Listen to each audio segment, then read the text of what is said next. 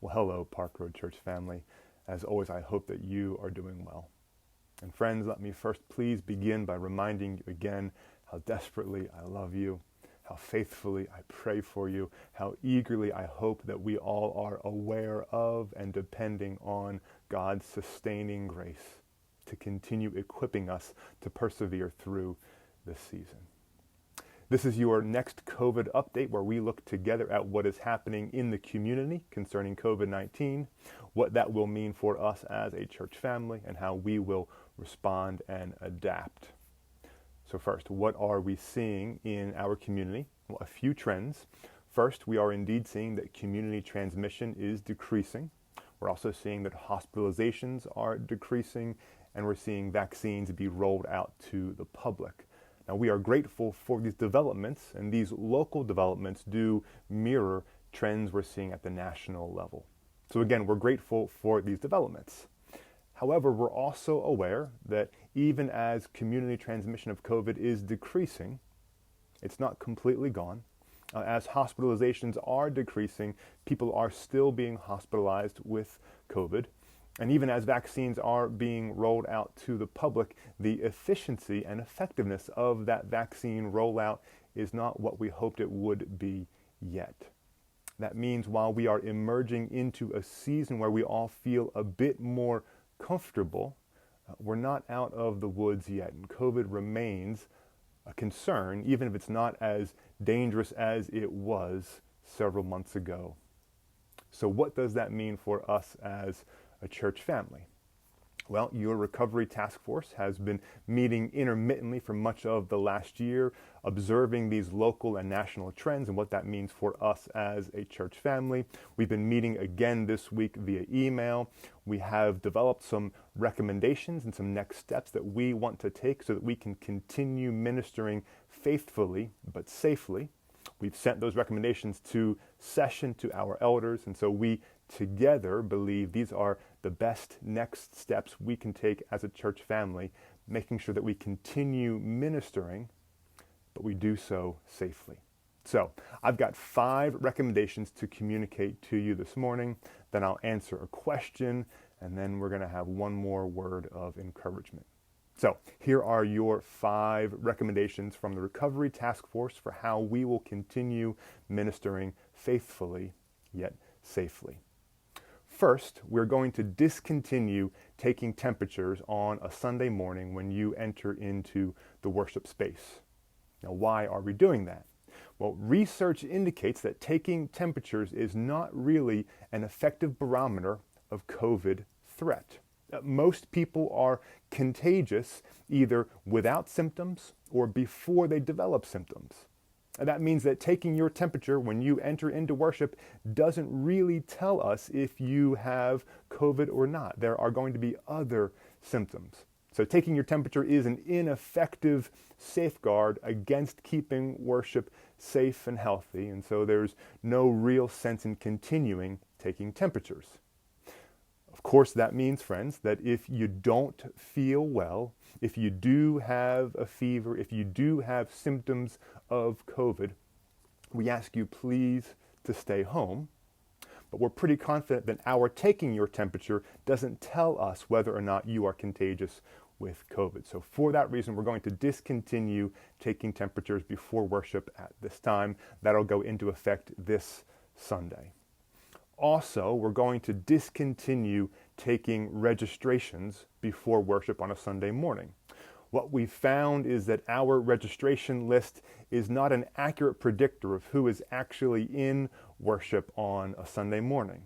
Now, to the extent that the registration system is complicated and confusing, I apologize for that. It's the system that we chose, and every system we looked at last year, they all had flaws. And this one has proven a little bit complicated, so we apologize for that. But again, the registration system isn't really an accurate predictor. It doesn't tell us who's actually in worship on a Sunday morning, so there's no real use in continuing that registration system. So beginning this Sunday, you don't have to register before you attend worship. You can just join us as you normally would. Now, you're right, that will mean that we're going to see an increase in attendance. on Sunday mornings. So here's our third recommendation for the church family. We're going to increase our maximum capacity for worship to 30%. Our sanctuary has a fire marshal recommended capacity of 378 individuals. For much of last year, we were around 75 individuals, which was about 20% maximum capacity. For much of this year, as COVID numbers decreased, we drifted that number higher to 25%, about 96 people. We're now confident, due to decreased community transmission and increased vaccinations, that we can safely increase that capacity to 30%, about 114 people. Now, you're absolutely right. It has felt a little crowded over these last few weeks. So we want to remedy that issue. We have sufficient space for more people. We need more seating. That means that this Sunday, when you walk in, you'll see some more chairs in the sanctuary. We're going to try and add a new row or two. We're also going to try and add some chairs to the ends of the aisles, giving more seating capacity so that you can be more spread out within the sanctuary. We want everybody to maintain that 6 feet of distance between seating groups, and we can do that by adding more chairs. We're also going to add some seating out in the gathering space in front of the television that's hanging on the wall by the cafe. This Sunday, when you walk in, you'll see that those tables are moved, that buffet server is moved. There will be overflow seating in front of the TV out in the gathering space. We'll keep that back door open. You'll still be a part of the worship service, just not in the sanctuary. So by doing this, we believe we will add seating capacity, but still retain plenty of space for you to sit comfortably and 6 feet apart from other people in worship. Now, fifth and finally, the Recovery Task Force wants to remind you again, please, to be vigilant in wearing your masks well, keeping them on for the duration of service. That means that your mask can go over your face, over your nose, and it can stay like this for the duration of worship. Friends, masks are ineffective if they begin to look like this, if they begin to look like this, if they begin to look like this. The best way to wear your mask is to wear it like this. And so we are asking you to maintain vigilance in wearing your masks properly. We're also asking you to please continue adhering to our requests to limit your conversations in the sanctuary before and after worship. And I know, I confess, I'm one of the worst offenders. I see you all on a Sunday morning, and I am so eager to engage you in conversations. And we can have those conversations. Let's just do our best to move outside as quickly as possible. And I know it's so difficult, friends, but it's going to be getting warmer soon. We'll have plenty of opportunities to get outside and have those conversations. So you've got one question, and that question is, what about singing? Well, the Recovery Task Force had a lot to discuss this week. We're going to consider updated research on singing next week. One of our potential options is to add a second song to the end of worship. But again, we're going to consider that updated research next week, and we will bring you another update next week for next Sunday. But we continue to, as best we can, stay abreast of current research and respond appropriately and adjust accordingly. So one more encouragement for you. I beg you to persevere. Friends, I know that we all are exhausted. This has gone on for a year now. We all are of one accord. COVID stinks, and wearing masks stinks. We're all so tired. I get it. I'm the same way. But friends, the end is in sight.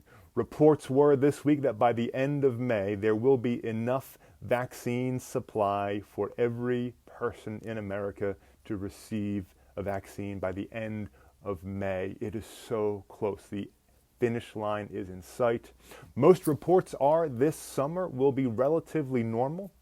We're all going to be cautious and have our vigilance up for the fall, as there may be a resurgence, but it looks like we are so close to the end.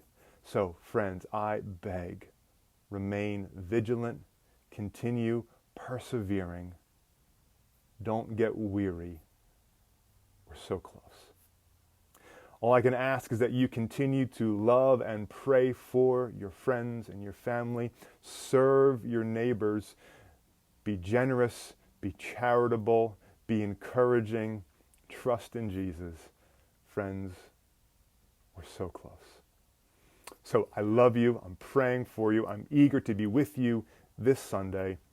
If you have any questions about any of this, please do email me, chris@parkroadchurch.com. Now, I do have one more request, and this may seem a little silly. You're going to notice that this video is on our YouTube channel, right? It's not the usual Zoom or Facebook, it's on YouTube. I've got a request. If you can just click down below and hit the subscribe button to the YouTube channel, we'd really appreciate it. If we have a certain number of YouTube subscribers, we get a unique URL. It could be youtube.com/parkroadchurch. That will be helpful for all of our Easter outreach marketing material. That way, anybody with whom we can connect, we give them a postcard. It'll direct them right to our YouTube channel. So you can go ahead and click subscribe below. I would really appreciate it. So have a great Friday. Have a great weekend. We'll see you on Sunday morning, to the glory of God. Be well.